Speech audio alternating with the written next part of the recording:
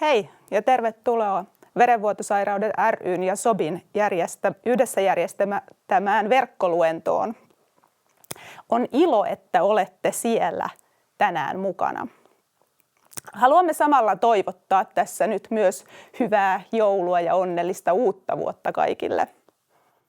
Kohta pääsemme kuulemaan kahta alansa huippuasiantuntijaa, hematologi Elina Lehtistä hyytymisyksiköstä ja lasten hematologia Satu Långströmiä Uudesta lastensairaalasta. Esityksen loppuun on varattu aikaa kysymyksille, jota voitte laittaa chattiboksiin ja pääsette osallistumaan luentoon. Ennen kuin siirrymme päivän pääaiheeseen, haluan lyhyesti kertoa teille Verenvuotosairaudet ry:ssä meneillään olevista asioista. Työstämme parhaillaan kirjahanketta, jonka tavoitteena on tallentaa jäsentemme tarinoita elämästä verenvuotosairauden kanssa ennen ja siitä, miten heidän elämänsä on muuttunut lääketieteen kehittymisen myötä. Tämä on meille tärkeä projekti, sillä luvassa on tarinoita, jotka voisivat muuten jäädä kertomatta. Toisena projektina on meneillään kouluterveyskampanja.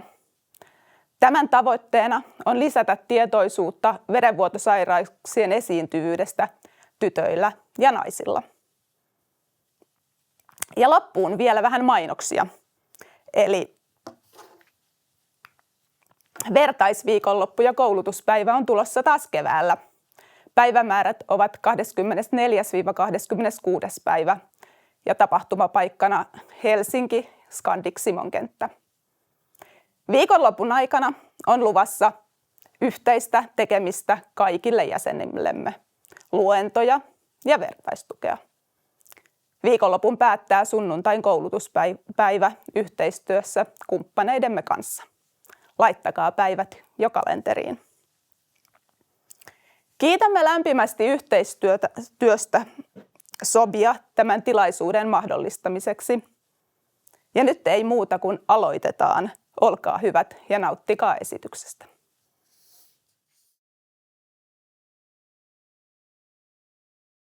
Tässä on Elina ja Satu, niin kuin kuulitte esittelyn, ja keskustellaan tänään hemofiliasta ja sen ajankohtaisista aiheista.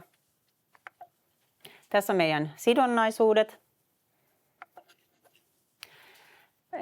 Hemofilia on yksi harvinainen verenvuotostauti.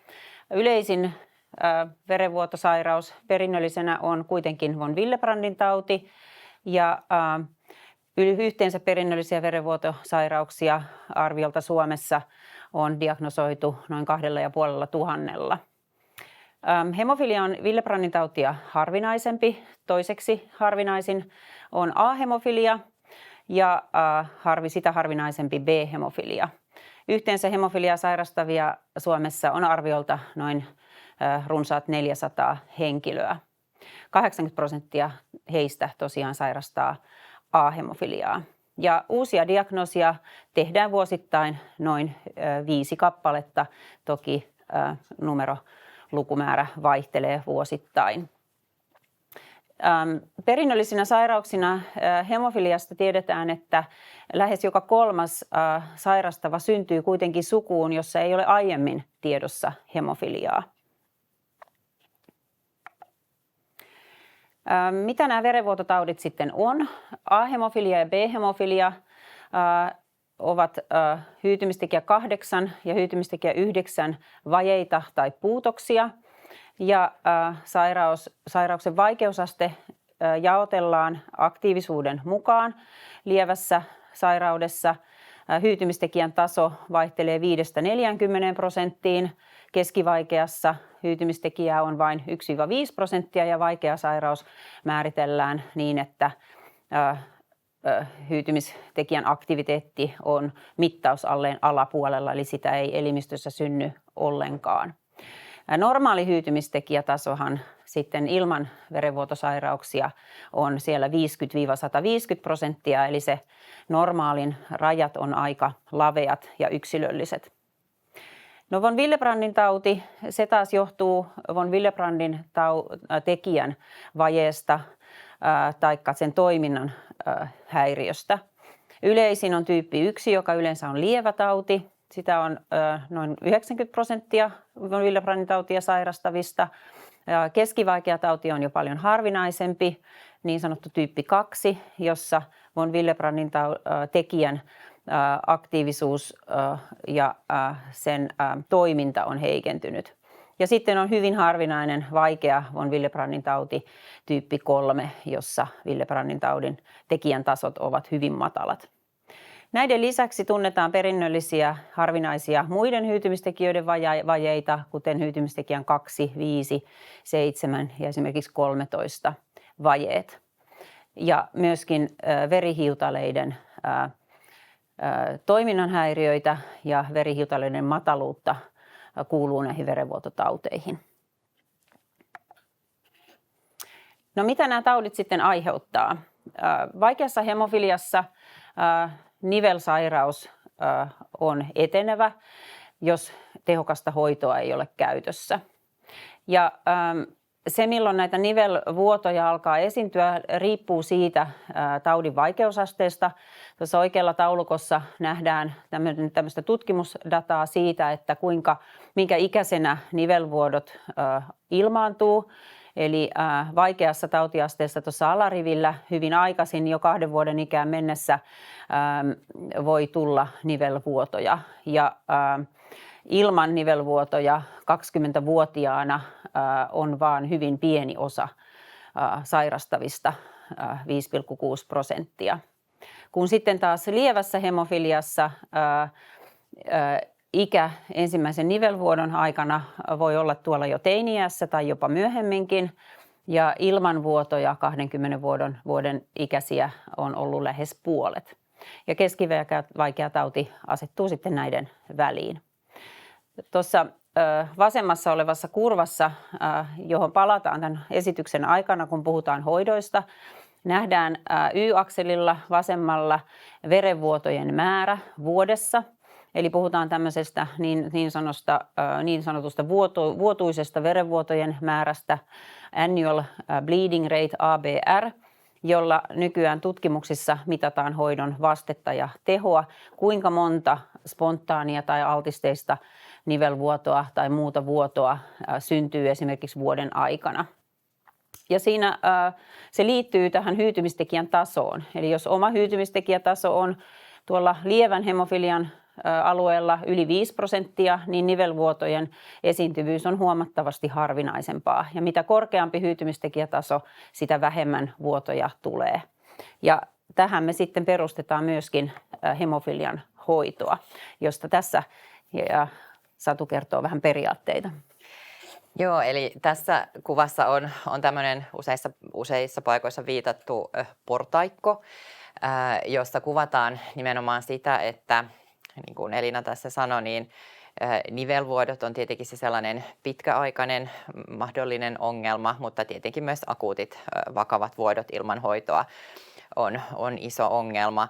Ja tavallaan kun katsotaan ihan tuota alinta porrasta, niin joskus aikaisemmin on oltu siellä ja elinikäkin on ollut hemofilian kanssa lyhyt.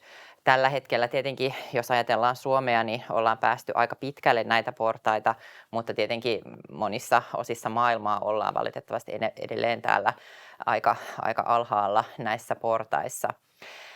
Ja tässä kaiken kaikkiaan tosiaan kuvataan sitä, että aina pyritään tietenkin parempaan. Pyritään siihen, että hoito olisi siinä määrin hyvää, että mahdollisimman vähän olisi mitään rajoituksia elämässä ja toisaalta, että hoitokin aiheuttaisi mahdollisimman vähän rasitusta. Tietenkin sitten ylimmällä portaalla on tämmöinen normaali tilanne, jossa on tämmöinen normaali hyytymisjärjestelmän tasapaino. Siellä ei ihan vielä olla aivan normaalissa, vaikka ollaankin pitkällä, että vielä on tekemistä ja tavoitteita. Mutta tosiaan näitä monia portaita on jo päästy kulkemaan eteenpäin. Sitten tässä tosiaan on kysytty, tässä on tämmöinen julkaisu, jossa on kysytty niiltä, joilla on hemofilia, niin mitkä on heidän tämän hetken toiveita ja odotuksia sellaisella hoidolla, jota tällä hetkellä on mahdollista käyttää. Ja nämä odotukset onkin toki hyvin oletettuja. Tietenkin toivotaan, että yllättäviä vuotoja olisi mahdollisimman vähän ja myös, että tällaisia kun tulee vammoja tai kolhuja, niin niiden yhteydessä vuodot olisi mahdollisimman hyvin hoidettavissa ja tietenkin, että tällaisia niin kuin ylimääräisiä vuotoja tulisi mahdollisimman vähän. Sitten toivotaan tietenkin sitä, että toistuvat vuodothan voi juurikin aiheuttaa näitä nivelvaurioita, jotka sitten aiheuttaa pitkäaikaista pulmaa. Niitä toivotaan mahdollisimman vähän. Ja lisäksi tietenkin kipua ja sitä, että ei tarvitsisi pelätä koko aika näiden vuotojen ilmaantumista, ei tarvitsisi pelätä kipua. Ja tietenkin sitä, että tällaisessa arjen elämässä rajoituksia olisi mahdollisimman vähän. Ja tosiaan sitten myös tietenkin tavallaan tiedetään, että tätä tilaa täytyy tietenkin hoitaa, mutta että se hoitotaakka olisi mahdollisimman vähäinen. Ja seuraavaksi onkin sitten tarkoitus vähän just pohtia, että Elinan, että millä tavalla tämä hoitotaakka saadaan mahdollisimman vähäiseksi nykyisellä hoidolla. Joo, tässä on tosiaan tämmöinen aika paljon nykyään käytetty kuva, joka on kehittynytkin vuosien varrella, jossa pyritään kuvaamaan näitä erilaisia hoitomuotoja, mitä on nykyisinkin jo käytössä. Ja miten ne toimii sillä tavalla, että saataisiin sitä tehoa ja toisaalta hoidon toteuttamista parannettua ja lähennyttäisiin sitä mahdollisimman hyvää hemostaasia, eli suojaa vuodoilta, niin että hyytyminen toimisi mahdollisimman hyvin, kun sitä hyytymistekijää siellä on alun perin vähän. Tuossa ylemmässä sinisessä kuvaajassa puhutaan niin kuin hyytymisen tasosta ja alemmassa on sitten hyytymistekijän taso. Ja jos katsotaan tuota ensimmäistä kuvaajaa, jossa on lyhytvaikutteisten hyytymistekijöiden malli, miten sitä toteutetaan. Eli hyytymistekijää annetaan melko usein. A-hemofiliassa 3 viikossa, B-hemofiliassa 2 viikossa esimerkiksi, jolloin hyytymistekijätaso nousee, kun se lääke annetaan tietylle tavoitetasolle ja sitten se sieltä laskee sen vaikutusajan myötä takaisin tavoitetasolle. Aikaisemmin tavoiteltiin sitä, että kunhan hyytymistekijä pysyy mitattavissa, eli yli 1%, niin sillä saadaan jo vaikuttavuutta nivelvuotojen estoon. Ja tämä oli mullistava hoito silloin aikanaan 70-80-luvulla, kun hoito tuli käyttöön. Mutta tämä hoito on aika raskasta. Sitä pitää toteuttaa usein suonen sisäisellä korvaushoidolla. Sitten tuossa seuraavassa mallissa päästään pitkävaikutteisiin hyytymistekijöihin. Pitkävaikutteinen hyytymistekijä 8. Silloin voidaan lääkettä annostella harvemmin ja päästään jo parempiin minimitasoihinkin ja se aika, milloin hyytymistekijä on siellä vuodolta suojaavalla alueella, niin saatiin tehostettua. Ja ajan myötä nyt, kun kehitys kehittyy, niin meillä on käsillä jo tämmöiset ultrapitkävaikutteiset lääkkeet. B-hemofiliassa pitkävaikutteiset lääkkeet on olleet se vaikutusaika A-hemofiliaan verrattuna pidempi jo jonkin aikaa, jolloin annostelua voidaan harventaa merkittävästi ja myöskin voidaan päästä hyytymistekijätasoihin jo tuonne, mikä nykyisin kansainvälisten suositusten mukaan on tavoitekin 3 ja 5% tasolle. Eli ei päästetä hyytymistekijää laskemaan niin alas, että spontaaneja vuotoja pääsisi tulemaan. Toki sekin on edelleen suonen sisäisesti annettavaa, mutta nämä tasot on huomattavasti tehokkaammalla tasolla. Korvaushoidon lisäksi on markkinoille tullut myöskin tämmöisiä muita hyytymistä edistäviä lääkkeitä, jotka ei ole varsinaisesti hyytymistekijää tai sen korvaushoitoa, vaan toimivat ja edistävät hyytymistä muilla tavoilla. Eli jos katsoo vaakasuoraa viivaa tuossa keskellä, niin se sininen viiva on siellä aika hyvän hemostaasin tasolla, eli hyytymistä edistetään hyvällä tasolla, jopa lievän hemofilian tasolla, kun siellä sitten hyytymistekijätaso ei taas nouse. Eli nämä lääkkeet on tämmöisiä uusia keksintöjä ja hyvin lupaavia. Geeniterapiaa meillä Suomessa ei ole vielä käytössä. Sitä on kehitetty jo parikymmentä vuotta, ehkä kauemminkin. Ja silloin kun kehitys alkoi ja geeniterapia hemofiliaan keksittiin, niin ajateltiin, että hemofilia olisi parannettavissa noin 5 vuodessa. Tämä nyt kuitenkaan ei ole toteutunut, mutta etenkin B-hemofilian suhteen niin sekä se hyytymisen taso että hyytymistekijöiden taso saavutetaan silloin, kun hoito onnistuu, niin että ollaan lähes normaaleilla alueilla 40% tienoilla. A-hemofiliassa vaste ei näytä kestävän yhtä monta vuotta kuin B-hemofiliassa, eli geeniterapiassa on edelleen paljon kehitettävää, mutta ollaan toiveikkaita, että jossain kohtaa hemofiliaan saataisiin myöskin sitten ihan parantava hoito. Nämä tavoitteet, tuttu käyrä teille tuosta alusta, eli vuosittainen nivelvuotojen määrä vähenee, kun tuossa vaakasuoralla X-akselilla hyytymistekijän tasoa pystytään nostamaan tai hyytymistä edistämään. Eli korvaushoidossa ollaan tällä hetkellä jo tilanteessa, että meidän on mahdollista muuttaa vaikea hemofilia lieväksi hemofiliaksi, jolloin suojavuodolta on huomattavasti parempi kuin silloin, kun hoidot alkoivat 70-80-luvulla. Tässä vaaleammalla punaisella kuvataan tätä muita hyytymistä edistäviä hoitoja, joita on useita kehitteillä. Ne asettuvat tällä hetkellä ehkä semmoiselle niin kuin hyvälle lievän hemofilian tasolle, jolloin suurin osa vuodoista voidaan hyvin estää. Ja geeniterapia tosiaan on sitten tulossa. Silloin kun hoitoa toteutetaan, niin sitä olisi hyvä seurata ja me hoitopaikoissakin, hoitokeskuksissa ollaan ilahtuneita siitä, jos meillä on työkaluja, että se hoidon seuranta ja miten hoitoa kotona toteuttaa välittyy myös meille.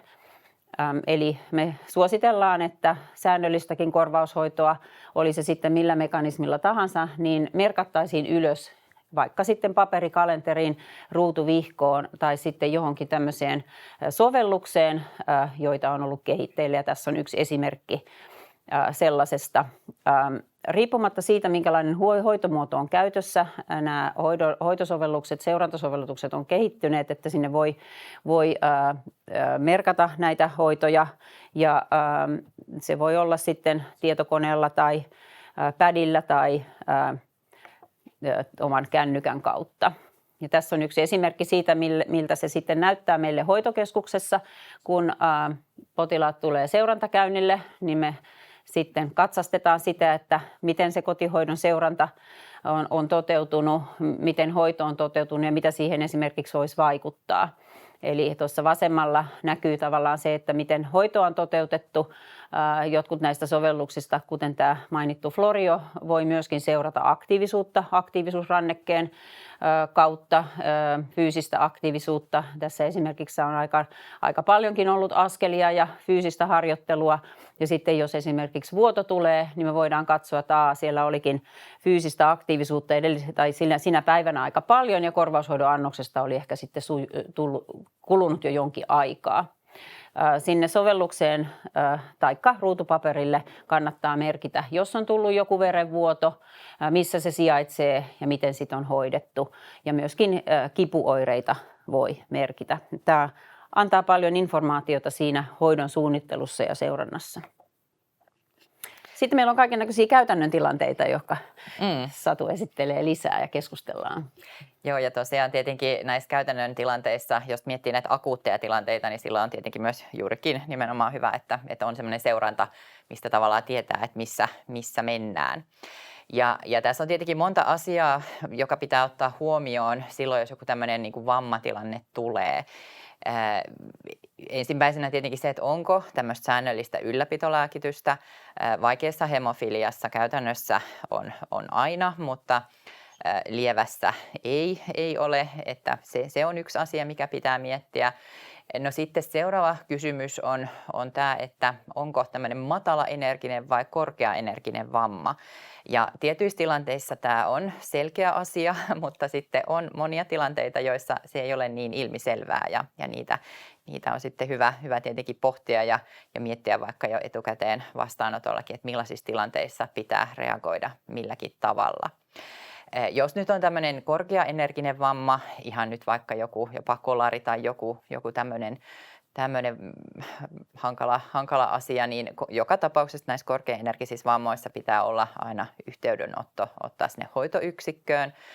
Tarvitaan aina jotain lisälääkettä, vaikka olisi lieväkin hemofilia tai vaikea, niin kummassakin tapauksessa. Ja käytännössä silloin annetaan näitä hyytymistekijävalmisteita.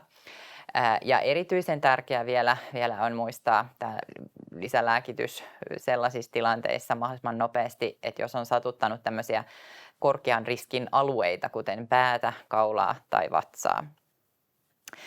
Nämä samat alueet on toki sitten tällaisissa matalaenergiaisissa, lievemmissä vammoissa myös semmoisia keskeisiä, että vaikka ei olisi niin pahasti sattunut, niin jos on näitä kriittisiä alueita satutettu, niin lisälääke on silloin herkästi tarpeen. Nykyään on toki sitten näitä sen tyyppisiä lääkkeitä, että ne pitää aika hyvänä sen hyytymisjärjestelmän tilanteen aika pitkään, joko tasaisesti tai hyvin monta päivää kerrallaan. Että jos sellaisessa kohdassa tulee tämmöinen lievä vamma, niin sitten ei välttämättä tarvitse antaa lisälääkettä. Ja nämä on tällaisia vähän niin kuin muutoksia aikaisempaan, jolloin sitten lääkkeet oli paljon lyhyempivaikutteisia ja lisälääkettä sitten ehkä tarvittiin automaattisesti enemmän. Ja lisäksi kaikille on varmaankin laitettu myös resepti näistä tällaisista suun kautta otettavista lisälääkkeistä, joita voi sitten tietyissä lievissä tilanteissa käyttää tai muuten käyttää sitten mukana. Mä voisin tuosta kysyä vielä, että onko teillä esimerkiksi, jos on lapsi, jolla on lievä tai keskivaikea hemofilia, niin pitääkö he sitten tätä lisälääkettä tai vaikka korvaushoitoannoksia kotona varalla? No ehkä jos on lievä, niin lähtökohtaisesti usein perhettä ei ole opetettu niitä antamaan. Et sitten täytyy ensisijaisesti olla yhteydessä kyllä hoitoyksikköön, sairaalaan. Keskivaikeassa hemofiliassa varmaan riippuu vähän tilanteesta ja osallahan heilläkin on korvaushoito, mutta jos ei ole, niin sitäkin sitten keskustellaan perheen kanssa, mutta tietenkin jos ei ole säännöllistä lääkitystä, niin se pistämään opettelu on tietenkin hankalampaa ja ehkä sellaisessa tilanteessa sitten tullaan käymään sairaalassa. Mites aikuisilla sitten? Joo, meillä on kanssa vähän vaihtelee tosiaan, että jos niin kuin itse pystyy toteuttamaan hoitoa, että joitakin on sellaisia, joilla on lievä tauti eikä tarvitse sitä säännöllisesti, mutta että pystyvät kuitenkin sitten itse ottamaan. Vähän se riippuu tilanteesta, että esimerkiksi niin kuin voi olla, että matkoille saattaisi olla hyvä ottaa mukaan, varsinkin jos on jossain eksoottisemmassa paikassa ja se sairaanhoito on kaukana, niin siinä yhteydessä niin sitten voisi olla hyvä olla sitä ensiapua lähellä. Ja jossain kohtaa sitten vaikka itse ei sitä annostelua pysty toteuttamaan, niin voi olla, että esimerkiksi jos sitten ambulanssi tulee kotiin, niin ambulanssihenkilökunta voi sen lääkkeen antaa. Minkä takia me tästä puhutaan, että pitäisi olla varalla, niin kun siinä on oleellista se, että jos tulee joku vamma, että se hoito ei viivästyisi. Että on sitten niin kuin se kanava ottaa yhteyttä hoitoyksikköön, tietää mihin päivystyspisteeseen pitäisi lähteä ja näitä asioita me sitten kerrataan näillä vastaanotoilla ja pyritään informoimaan. Juuri näin. No sitten on tietenkin näitä toimenpiteitä lapsilla onneksi on itse asiassa aika vähän, tietenkin hammastoimenpiteitä on, mutta meillä on vähemmän leikkaustoimenpiteitä, mutta miten sitten aikuispuolella nämä toimenpiteet? Joo, että kuka tahansa tietysti voi joutua leikkaukseen tai tulla semmoinen vaikka vamma, jossa tarvii sitten kirurgista hoitoa. Voi tulla umpisuolen tulahdus ja joutuu leikkaukseen ja sappirakon poistoon tai mitä nyt sitten ihmiset normaalisti sairastaa. Ja siinä on tärkeää, että se verenvuotosairaus huomioidaan. Eli sairaalan riskitietoihin merkataan ne. Tietysti siellä on diagnoositiedot ja sitten erilaisia riskitietoja voi sinne laittaa. Ja vuotosairauksissa yleensä me laitetaan sinne sitten meidän yhteystiedot niin, että kirurgi tai lääkäri siellä ensiavussa pystyy sitten saamaan meihin yhteyden. Ja voihan olla ihan niin, että vaikka kotona tulee tapaturma, just tämmöinen kolhuvamma ja sitten se soitto hoitoyksikön päivystäjälle auttaa siinä, että mitä kannattaisi nyt tehdä, mihin kannattaisi mennä, jolloin sitten me voidaan myöskin sitten informoida sitä hoitoyksikköä. Ja siinä on avuksi tämmöinen diagnoosihoitokortti, eli verenvuotosairauksissa, etenkin lievissä ja vaikeissa ja keskivaikeissa, niin annetaan tämmöinen kansallisesti, me ollaan laadittu tämmöinen verenvuototauti-potilaskortti, että jos vaikka sitten on jollain muulla paikkakunnalla tai ulkomailla, niin on sitten englanninkielisenä se kortti, jossa kerrotaan, mistä sairaudesta on kyse ja mihin ottaa yhteyttä ja vähän sitten, että mikä on se ensiapuhoito. Silloin kun on sitten suunnitellaan toimenpiteitä elektiivisesti, esimerkiksi nyt vaikka joku niveltoimenpide muutaman kuukauden päästä olisi tulossa tai on jonossa, niin aina sitten hoitoyksiköstä se toimenpiteen tekijä kysyy ohjeet ja itse voi siellä informoida, että ennen kuin leikataan, niin pitää tuolta ja tuolta sitten kysyä ohjeita ja me tehdään sitten sellaiset kirjalliset ohjeet siitä, miten se hyytyminen hoidetaan niin, että voidaan sitten toimenpide tehdä turvallisesti. Että siinä on nämä tavallaan suunniteltavat toimenpiteet, leikkaukset. Joissain pienissä toimenpiteissä ei tarvitse hyytymiskorvaushoitoa, riittää suun kautta otettava hoito. Ja sitten jos on äkillinen tilanne, niin siihen on myöskin sitten keskusteltu ja mietitty nämä toimintaohjeet. Joo, ja toki sillä lailla ihan samalla lailla meilläkin on lasten puolella laitettu ikään kuin valmiiksi ne suunnitelmat, mutta tosiaan kyllä, toimenpiteitä on määrällisesti onneksi vähemmän. No sitten tällaisia käytännön tilanteita, mistä tulee usein myös kysymyksiä, niin kuin esimerkiksi harrastukset. Nuoriso harrastaa ainakin meillä käyvät joilla on hemofilia, niin harrastaa hyvinkin aktiivisesti nykyään, mikä on erittäin hyvä asia ja liikuntaharrastuksiakin on paljon ja liikuntaharrastukset onkin erittäin suositeltavia tietenkin. Nykyään tässä hoidossa on päästy niin hyvään tilanteeseen, että lähes kaikkea voi harrastaa. Tietenkin on hyvä miettiä sitten, että tietyissä harrastuksissa on otettava huomioon se, että on suurempi tämmöinen vakavan vammautumisen riski. No esimerkiksi nyrkkeily, siinä nyt voi ilman verenvuototautiakin saada sitten päähän iskuja, joista voi olla haittaa, mutta näitä asioita on hyvä sitten miettiä. Ja tietenkin näissä otetaan huomioon sitten se, että mikä se on se vuotoja ehkäisevä hoito ja millä lailla se mahdollisesti sitten se lääkkeen antamisen aikataulu ja ne treenien aikataulut sopii parhaalla mahdollisella tavalla yhteen. Ja sitten tietenkin nuorilla, jotka esimerkiksi liikkuu paljon kavereiden kanssa, niin on hyvä aina muistaa, että ainakin niille kavereille, joiden kanssa viettää sitten enemmän aikaa, niin on hyvä mainita kuitenkin tästä hemofiliasta, vaikka tietenkin toki tällaiset sairaustiedot on yksityisiä, mutta jos on joku sellainen tilanne, että tarvitsisi sitten ehkä muiden apua ja siinä on otettava tämä asia huomioon, niin se on hyvä, että se on tiedossa.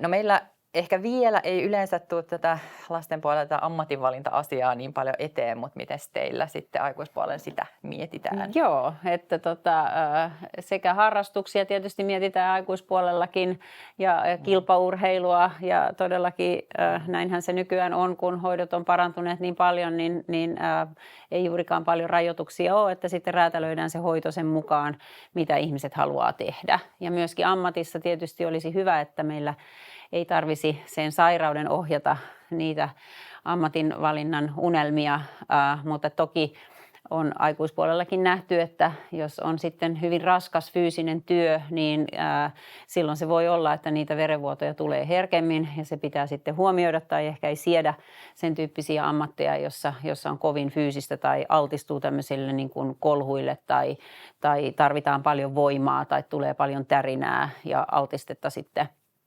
verenvuodoille. Ja sitten on joitakin sellaisia ammatteja, joista meillä sitten pyydetään joskus sitten tämmöisiä todistuksiakin siitä sairaudesta, että me ei hoitokeskuksissa rajoiteta eikä päätetä siitä, että meneekö joku armeijaan tai hyväksytäänkö poliisikouluun tai johonkin ammattiin, mutta sitten jos se taho, mihin on hakemassa, niin haluaisi jotakin tietoa sairaudesta, niin sitten me kerrotaan, että mikä se hemofilia on ja miten sitä hoidetaan, että työterveyden kautta usein näitä sitten pohditaan. Ja joissakin ammateissa, esimerkiksi nyt tulee mieleen liikennelentäjä, ihan tämmöisen matkustajakoneen kuljettaja, niin silloin yleensä semmoisia niin kuin säännöllisiä kriittisiä lääkityksiä ei välttämättä voi olla, koska siellä tietysti voi tulla sitten joku hätätilanne, mutta onneksi näitä rajoituksia kuitenkin on melko vähän nykyisin. Ja sitten tästä jo oikeastaan koko hoidosta ja harrastuksista ja ammatista ja arjesta, niin on hyvä keskustella. Eli kun tehdään päätöksiä hoitovalinnoista, niin kerätään tietoa ja toki se on meidän terveydenhuollon alan ammattilaisten tehtävä kerätä ja välittää tietoa potilaille ja läheisille, että mitä mikäkin hoito tarkoittaisi, mitä ottaa huomioon ja nykyisin on tähän enemmän kiinnitetty huomiota ja kehitetty tämmöisiä mallejakin, etenkin vuotosairauksissa. Tämä alkoi ehkä geeniterapian kehittymisen myötä, että mitä kaikkea tulisi huomioida, kun harkitaan jotakin tiettyä hoitoa. Ja siinä on vähän tämmöinen niin kuin polku, joka on tavallaan ihan hyvä huomioida, että onko jotain jäänyt väliin ja mikä sitten auttaisi siinä päätöksenteossa, että voisi tehdä niin kuin parhaita mahdollisia päätöksiä.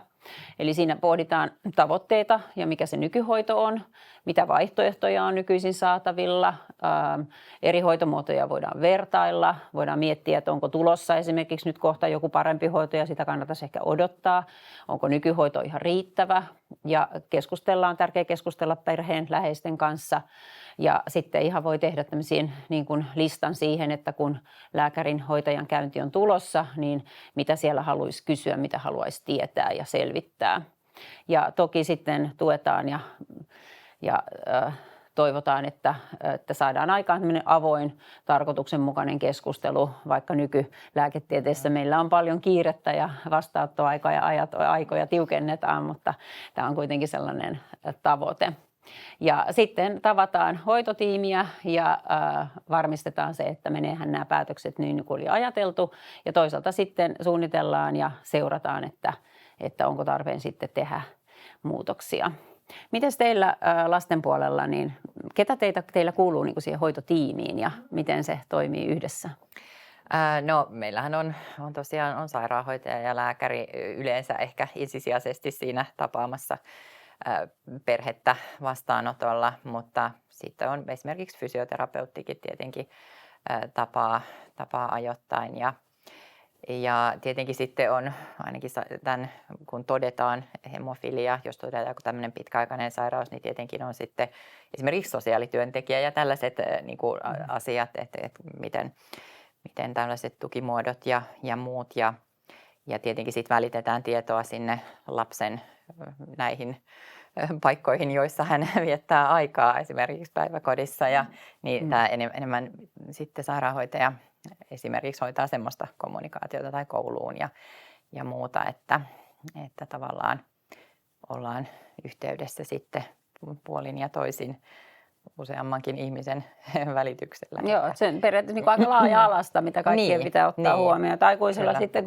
varsinkin kun he siirtyvät sitten lasten puolelta meille, niin heillä on ollut jo siellä aika hyvät esitiedot ja hoitoon on päästy alkuun ja sitä muutettua harrastusten ja muiden mukaan. Mutta että sitten kun he siirtyy, puhutaan semmoista transitiosta, eli meillä on sitten tämmöinen järjestelmä tai on kehitetty toimintatavat siihen, että kun aikuistuu, että miten siihen valmistellaan ja sitten kun he siirtyy meille aikuispuolelle, niin mitä sitten huomioitaisiin, että tämmöinen tavallaan prosessi on avuksi näissä tavallaan eri etapeissa, että hyvä siitä tietää. Ja tietenkin siinähän on tavallaan iso muutos sit siinä lapsen elämän aikana, että kun hän syntyy, niin tietenkin vanhemmat tekee niitä päätöksiä ja vielä aika pitkäänkin, mutta tietenkin sitten se nuori aletaan ottaa koko ajan enemmän ja enemmän mukaan sitten siihen päätöksentekoon.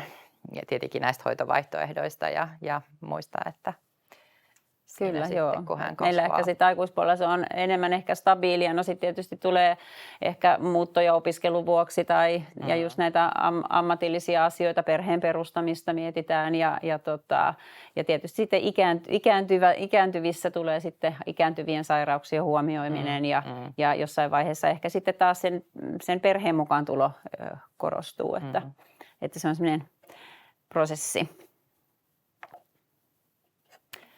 Hyvä. Niin, no kaiken kaikkiaan tässä nyt on tullut käytyä läpi näitä erilaisia asioita. Että tosiaan nämä lääkehoitovaihtoehdothan on hyvin paljon monipuolistunut viime vuosina ja nimenomaan on päästy tavallaan siinä portaissa koko aika ylemmälle portaalle siinä, että tavallaan se arkielämä voisi olla mahdollisimman normaalia ja voisi tehdä normaaleja asioita ja tavallaan sitten toisaalta myös mahdollisimman vähäisellä tautitaakalla, eli lapsilla tietenkin erityisesti nämä pistämiset on hankalia, että ne on harventunut ja niin kuin monipuolisesti tilanne on mennyt parempaan suuntaan. Mutta niin kuin siinä portaissakin nähtiin, niin ihan ei vielä olla ylimmällä portaalla, että uusia lääkkeitäkin tietenkin on koko aika ja uusia hoitomuotoja kehitteillä, että koko aika ollaan päästy eteenpäin. Ja tavallaan tällä hetkellä tosiaan siihen kohtaan, että tämmöinen vaikea hemofilia on saatu muutettua ikään kuin lievemmäksi ja se vähentää kyllä selvästi vuotoriskiä näissä eri tilanteissa. Joo, tämä on tosiaan tämmöinen yhteenveto, missä nyt mennään ja aika kuvaava toi puu, eli haaroja koko ajan tulee lisää ja meidän pitää pysyä niissä mukana. Digitalisaatio ja tekoäly auttaa, kun ajatellaan siitä, että ollaan tuossa rungon keskiosassa aikaa sitten, eli annettiin koko verta ja sairaalassa hoidettiin vuodot, niin nyt ollaan päästy tuonne hyvin monenlaisiin erilaisiin hoitomuotoihin, jotka mahdollistaa sitten sitä mahdollisimman normaalia elämää. Et me kiitetään tässä kohtaa ja varmaan siellä sitten toivon mukaan tulee keskustelua yleisöstä.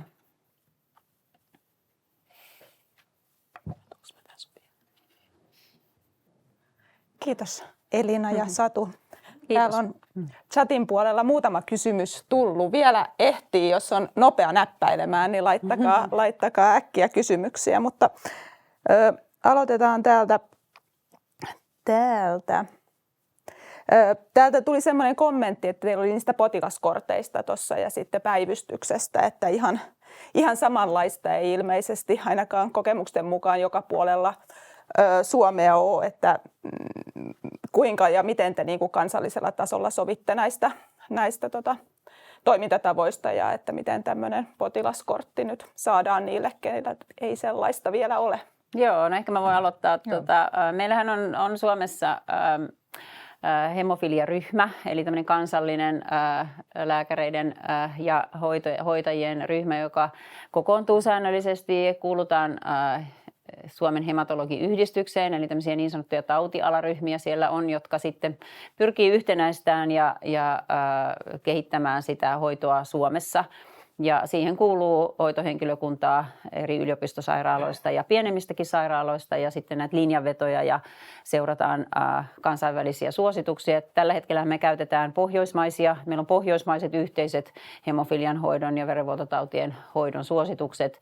Ja tosiaan tämä on tämmöinen kansainvälisen mallin mukainen suositus, että potilailla olisi hoitokortti. Että jos se ei sitten jostakin syystä toteudu, niin toki voi olla yhteydessä. Et meidän hoitokeskuksethan jakautuu sillä tavalla, että meillä on 5 yliopistosairaalaa ja meidän sairaala Helsingissä on tämmöinen niin kuin kokonaisvaltainen keskitetyn hoidon keskus eurooppalaisten periaatteiden mukaan ja sitten muut yliopistosairaalat on sitten vähän pienempiä hoitokeskuksia ja tavallaan, että jokaisella tulisi olla hoitopaikka. Että meidän keskukseen kyllä saa olla yhteydessä, jos on tarvetta ja kysymyksiä ja tarvitsee apua. Okei.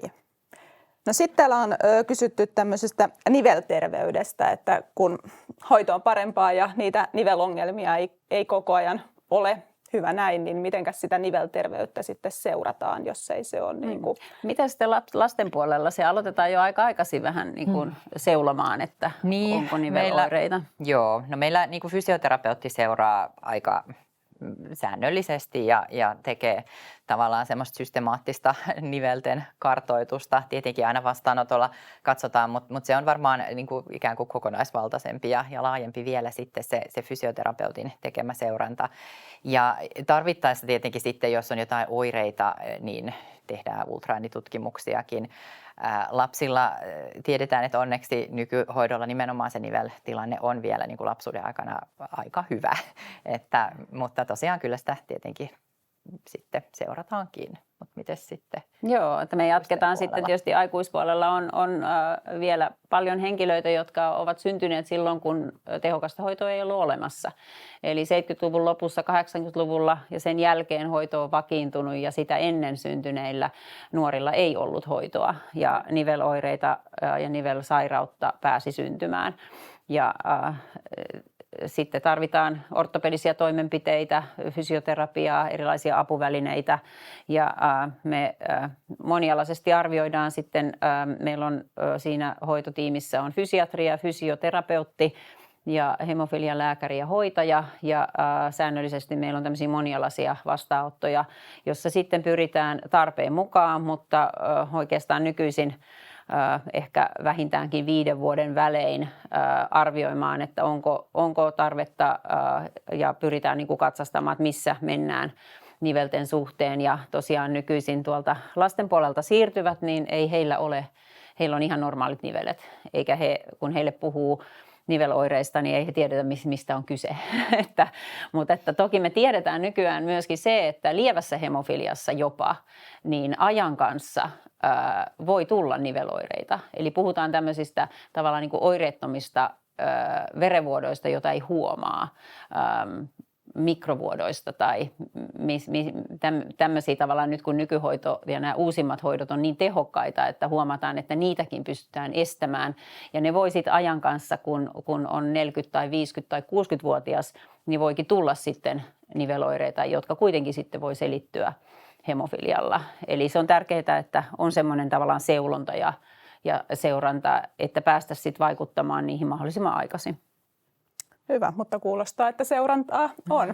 No sitten ollaan vähän mietitty, puhuttiin tuosta jaetusta päätöksenteosta ja muuta, niin vähän huolestuttaa, että onko tällaisella normaalilla vastaanottokäynnillä aikaa tämän menetelmän mukaiseen keskusteluun.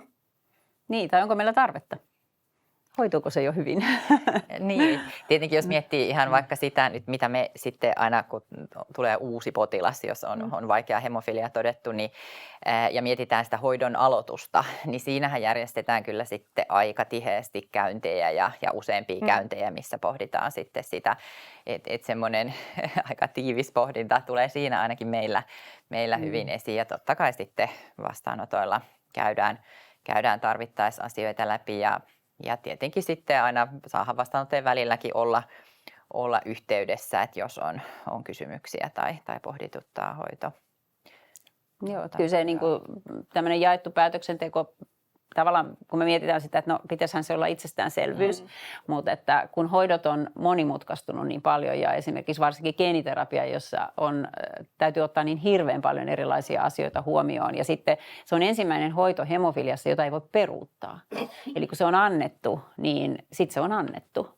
Sitä ei niin kuin saa pois tai sitä ei voi keskeyttää eikä no sitten jos ei se toimi, niin sitten ehkä tarvii palata johonkin toisenlaiseen hoitoon. Niin tämä ehkä lähti siitä, että on alettu kiinnittää huomioon, että kaikessa hoidossa, niin miten ne päätökset tehdään, miten kaikki tahot ja potilas informoidaan. Ja tähän on tosiaan kehitetty tämmöisiä malleja. Ja meidän hoitajat, se on hoitajille kiinnostavaa ja heidän kauttaan, vähän niin kuin tässä transitiossakin, niin on oma tietynlainen sitä varten suunniteltu vastaanotto ja sitten järjestetty aikaa, että tämä niin kuin onnistuu. Että sitten on useampi vastaanotto. Et meidän haastehan on aika, että se on vähän rajallista, että kuinka paljon voi käyttää. Mutta nykyisin auttaa se, että me voidaan pitää etävastaanottoja esimerkiksi videolla. Ja kun uusista hoidoista meilläkin puhutaan, että olisiko nyt olisi tehokkaampi hoito tullut tai mitä on kehitteillä, niin vastaanotolla pyritään niistä hoitomuodoista informoimaan ja siihen voi mennä aikaa, niin sitten voidaan jatkaa esimerkiksi videokeskusteluna. Että niin kun tavoite olisi, että kun tehdään päätöksiä ja informoidaan, niin se olisi aika systemaattista ja tämän tyyppiset tuon maailmanjärjestön esittämä työkalu, mistä toi kuva oli, niin tämmöisiä työkaluja tavallaan sitten siihen järjestetään. Ja toki sitten meillä länsimaissa, niin meidän kulttuuri on semmoinen, että pyritään informoimaan, niin me niin kuin ajatellaan, että miksi me tarvittaisiin tähän erityisiä työkaluja. Mutta sitten kun ajatellaan, niin kuin Satu siinä ihan alussa sanoi, että maailmassa tämä hoidon tilanne on hyvin erilainen ja hyvin erilaisia kulttuureja, että sen yhtenäistäminen sitten, että miten informoidaan ja tehdään päätöksiä, niin sille on ollut tarvetta. Joo. Sitten kysellään vähän tuollaisesta ilmeisesti hyytymätason rajasta, että mikä on nykyään raja siihen, että otetaan hoitoon tai seurantaan tai että kuinka saadaan tieto siitä, että miten osataan tarvittaessa tukea tämmöisiä ihmisiä, kenellä ne hyytymätasot on niin kuin matalammat, mutta viitataan, että on ollut tuossa kalvossa oli maininta, että 50% olisi se lievän yläraja. Niin miten sitten tämmöiset siinä rajan ehkä vähän yläpuolella, mutta kuitenkin, jotka tarvitsisivat sitten tapaturmatilanteissa ja muuten hoitoa, että miten heidät saadaan kiinni? Joo, se onkin hyvä kysymys, että joskus saattaa olla, että on lievä hemofilia ollut syntymästä saakka ja mäkin muistan joitakin vuosia sitten, että oli henkilö, joka oli jo yli 60-vuotias, kun hän sai sen lievän hemofilian diagnoosin, koska ei ollut mitään. Ei ollut vuotoja, ei ollut traumoja, kunnes sitten tuli leikkaustoimenpide, jossa oli poikkeava vuoto ja siinä kohdassa saatiin kiinni. Toki sitten, jos suvussa on tiedossa jo verenvuotosairaus, niin sitten oireisia sukulaisia kannattaa sitten mitata näitä tasoja. Ja kun nyt kiinnitetään enemmän ja enemmän huomiota naisiin ja vuotosairauksiin, niin hemofilian kantajat voivat myöskin olla oireisia, eli se hyytymistekijän taso voi olla siellä lievän hemofilian puolella ja harvinaisissa tapauksissa vieläkin alempi. Eli nykysuosituksiin kantajien pitäisi tietää oma tasonsa ja jos sitten onkin lievä hemofilia, niin sitten se hoidetaan niin kuin lievä hemofilia. Mutta se on haaste saada kiinni, että toki sitten oireiden mukaisesti, että jos tasot on lähellä 50% ja tulisi isokin kolhu, niin se ei ole niin kuin, se ei ole sellainen vaara kuin että kun ne tasot on paljon alemmat, mutta että sitä mukaan sitten mutta että tämmöisiä niin kuin laajoja seulontatutkimuksia näissä harvinaissairauksissa ei tarvitse tehdä. Joo. No sitten mennään vähän tuonne ikääntyneiden puolelle ja tuossa taitettiin jossain vaiheessa sivutakin, että pistosongelmat sitten lisääntyy helposti ikääntyvillä ja tästä on puhuttu paljon, mutta kaivattaisiin jonkinnäköistä hoitostrategiaa, että mistä saa apua sitten oikeasti, kun tulee ongelmia sen pistämisen kanssa. Onko tämmöistä näköpiirissä jotain strategiaa? Joo, eli se on tavallista ja se on tavallista myöskin ajoittain ihmisillä, jotka on pitkään toteuttaneet suonen sisäistä hoitoa itsekseen ja sitten saattaa tulla sellainen jakso, että se ei sitten oikeastaan onnistukaan oikein hyvin, niin se oma hoitokeskus, että jokaisella tietysti pitäisi olla hoitokeskus tai hoitava paikka ja hoitajat usein on hyvin taitavia siinä, että voi sitten, on tarkoituksenmukaista on silloin niin kuin varata esimerkiksi hoitajan vastaanotto, käydä läpi pistostekniikkaa, mitä mahdollisia apuja saisi siihen, että pistokset onnistuu. Ja jos se ei onnistu, niin sitten tietysti mietitään myöskin näitä muita vaihtoehtoja ja tulevaisuudessa me todennäköisesti saadaan lisää vaihtoehtoja, että ei tarvitse pistääkään suonen sisäisesti, vai ihon alle pistettävät lääkkeet mahdollistuu ja yleistyy niin, että olisi sitten vaihtoehtoja. Mutta oman hoitokeskuksen kautta ja hoitajien kautta sitä apua tulisi järjestyä. Ja vähän ehkä tuohon linkitettynä tästä viitataan tuohon aikaisemmin, kun sanoit, että teihinkin voi olla yhteydessä vaikka sen potilaskorttiasian kanssa, niin täältä vielä kysytään, että olisiko tarkemmin, että miten teihin voi olla yhteyttä. Mutta Kyllä meidät löytää ihan googlaamalla meidän yksiköt ja siellä on sitten nämä yleiset ihan keskuksen kautta puhelinnumerot on olemassa ja tietysti kavereilta saa kysyä ja itse olen yhdistyksessä mukana ja sähköposti taitaa löytyä sieltä yhdistyksen sivuilta. Ja yhdistyksen sivuilta löytyy myös ne hyytymishäiriöyksikön yhteistiedot, että Kyllä, sieltä joo. kanssa. Ja itse asiassa nämä meidän niin kuin tavallaan kansalliset Suomen vuotosairauksien hoitokeskusten ja nämä tiedot löytyy myöskin sieltä yhdistyksen sivulla. Että yleensä sitten keskuksen kautta niin kyllä pitäisi päästä puheille. Että ei meille sillä tavalla turhia yhteydenottoja ole tullut, että yritetään ehtiä vastata. Eikä ole salaseura. Ei ole salaseura. Ja tietysti kiitos yhdistykselle, koska yhdistyksen kautta myöskin tulee välillä sitten kyselyjä, että mitä kannattaa tehdä tai mihin ottaisin yhteydessä tässä, niin yhdistys pystyy auttamaan. Joo. Hei, mennään vielä vähän lasten asioihin. Tuossa tuli puhuit, että on fysioterapeutin seuranta aina silloin tällä lapsilla, niin täältä nousi esille, että näin ei ehkä ihan jokaisessa yliopistosairaalassa Suomessa ole ja kysytään, että olisiko syytä pyytää tämmöistä fysioterapeutin tapaamista, vaikka niin ei sinänsä oireita olisikaan.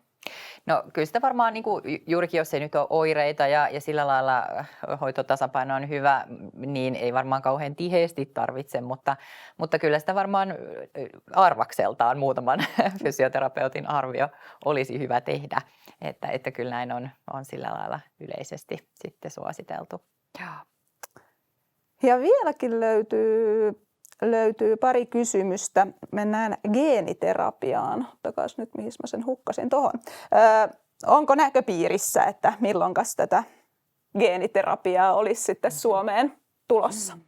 No kyllä me toivotaan, että on näköpiirissä. Että aika hilkulla oltiin pari vuotta sitten, kun meidän kansalliset viranomaiset Palko sai arvioitavakseen sekä A- että B-hemofilian geeniterapialääkkeen, että otetaanko käyttöön Suomessa vai ei. Ja siinä vaiheessa epävarmuustekijöitä vielä kokemuksen ja tutkimustiedon valossa katsottiin olevan liian vähän, että ei otettu vielä käyttöön.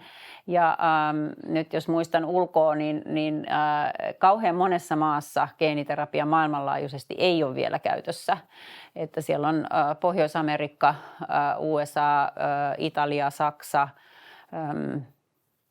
mitähän maita mä luettelisin.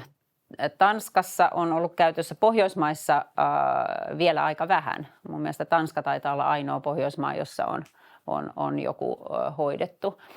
Eli vielä odotetaan kehitystä eteenpäin ja sitten, että tekniikat kehittyy, että povataan, että se nykyinen tekniikka, millä geeniterapiaa on jo saatavilla, niin voi olla, että tulee tehokkaampia menetelmiä. Puhutaan esimerkiksi tämmöistä geenisaksista, että voitaisiin korjata se viallinen geeni ja sitä kautta, että hyvin aktiivisesti tutkitaan, mutta edelleen on näköpiirissä, että jossakin kohtaa tämmöinen hyvinkin tehokas kertahoito tai sitten ihan parantava hoito tulisi näköpiiriin.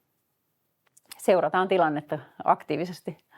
Seuraava kysymys on ehkä suunnattu aika lailla meille yhdistykselle, mutta että onko suunnitteilla tehdä tietopakettia kouluille, päiväkodeille kautta harrastustoimijoille? Ja tähän mä voin vastata, että tämmöinen kouluille kautta päiväkodille tietopaketti tehtiin aivan vastikään ja pitäisi löytyä yhdistyksen nettisivuilta. Jos ei jostain syystä sieltä löydy, niin laittakaa sähköpostia info@verenvuotosairaudet.fi, niin selvittävät siellä asiaa. Se on olemassa ja ihan tuorekin ja pistetään korvan taakse harrastustoimijoille. Toki varmaan vähän vaikea toteuttaa, kun harrastuksia on niin monenlaisia, mutta varmaan sitä päiväkodin ja kouluesitettä ihan hyvin pystyy käyttämään. Joo, että harrastuksista jossain vaiheessa on vähän tehty semmoisia, ja kansainvälisestikin löytyy tavallaan tämmöisiä listoja, että mitä ja niin kuin Satu mainitsi, että ehkä nyt ei kickboxing ole ihan semmoinen ensimmäinen vaikean hemofilian harrastus, mutta näin.